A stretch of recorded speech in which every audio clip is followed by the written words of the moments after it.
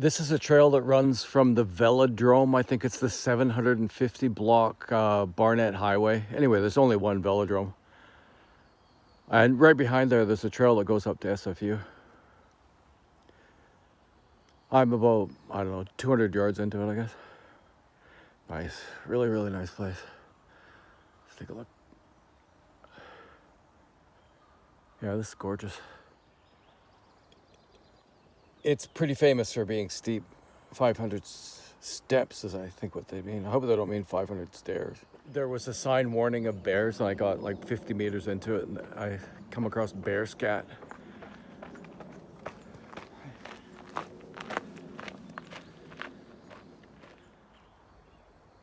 The first of very many stairs, I expect. The second set, I heard that this was really steep. It's not all that steep so far.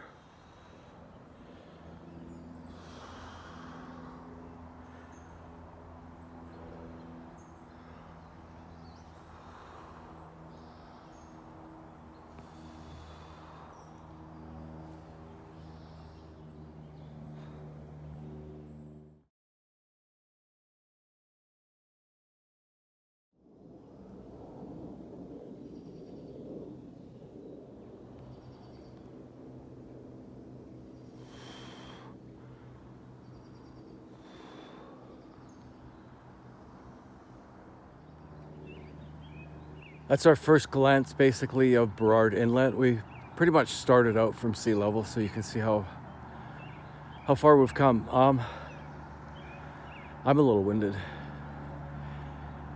Yeah, to the left is Burrard Inlet, and to the right is Deep Cove, and that's the town of Deep Cove right over there.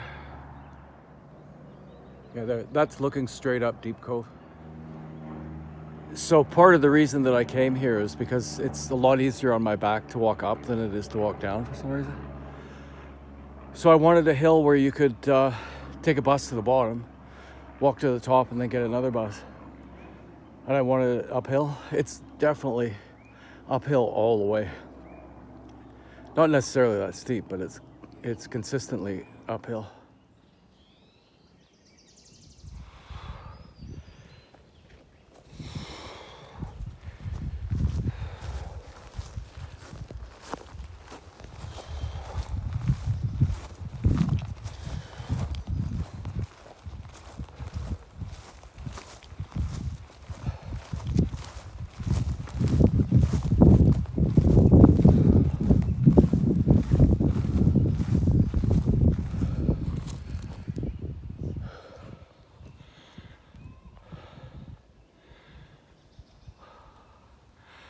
I'll tell you something funny about these totem poles, and that is that they are Japanese, not Canadian First Nation. Too bad the light is so awful. Anyway, I'll try to fix it later. That cluster of buildings there would be Brentwood. Apparently Vancouver and a town in Japan, Kushido, I believe would be the pronunciation, are sister cities, and this was built to commemorate that. That hill in the foreground would be Burnaby Heights, and beyond that would be downtown Vancouver. It's really funny because people come here for the... still winded. Sorry, people come here for the fireworks. And you can imagine how tiny they look from up here. It's really funny. A lot of people come up here. From here they look like tiny sparklers. That's still a cool vibe. It's still a cool place.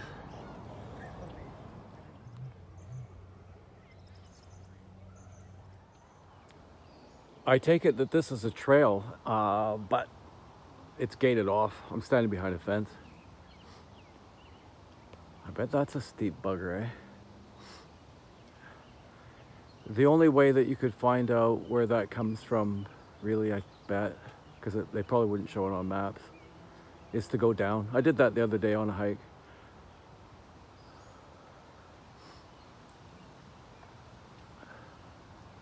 I was on the hill and I found a trail, but I didn't know where it started, so I had to go down. Might do that someday, I guess. Here, let's change the lighting.